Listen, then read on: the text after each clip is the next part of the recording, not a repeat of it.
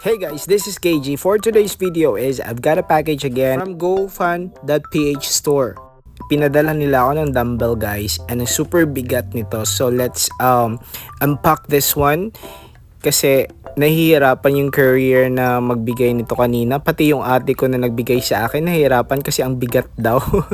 Sumakit daw yung shoulder niya pagtanggap nito kanina. Ito palang rubber hexagon dumbbell guys. One piece lang siya. Meron silang 5 pounds for 249, 10 pounds for 429, 15 pounds for 659, and 20 pounds for 859. Since wala na effect sa akin yung mga 5 pounds, 10 pounds, 15 pounds, so pinadala nila ako ng 20 pounds. Pero hindi ko akalain mabigat pala siya. Pero ganito din yung sa gym namin na dumbbells. Pero kaya ko naman. So I'm doing my front dumbbell shoulder raise. So 10 sets lang ako guys kasi mabigat siya. And okay na okay to gamitin sa pambahay ng mga workout kasi pag hindi ka na makapunta ng gym, so at least pwede ka makapump.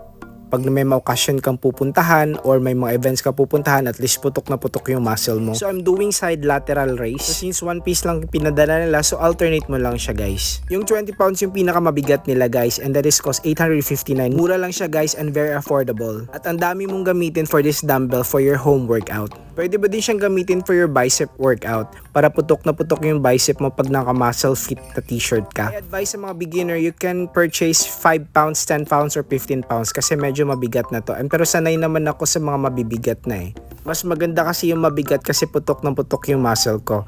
And pwede mo din siyang gamitin for your hammer bicep curl. And if you can check their store guys, marami pa sila mga available na mga equipments for your home workout. So kung tamad ka na mag-pump sa gym, pwede mo na din itong gamitin kung mayroon kang ganito sa bahay. So paputukin natin yung shoulder natin guys. Sorry sa katawan ko ngayon, medyo hindi siya fit as you can see in my previous videos. Kasi kain ako ng kain tsaka off-season na ako ngayon eh. Basta ang astig talaga pag may ganito ka sa bahay. Kasi pag may mga lakad ka guys, pwede ka na mag-workout ng mabilisan bago ka pupunta sa mga events mo. Pwede din siyang gamitin for your leg workout. For dumbbell squat, ganito yung position. So pag sanay ka na sa mga dumbbell workouts, pwede mo na itong gamitin. And pwede din siya sa abs guys. Medyo mabigat lang talaga siya.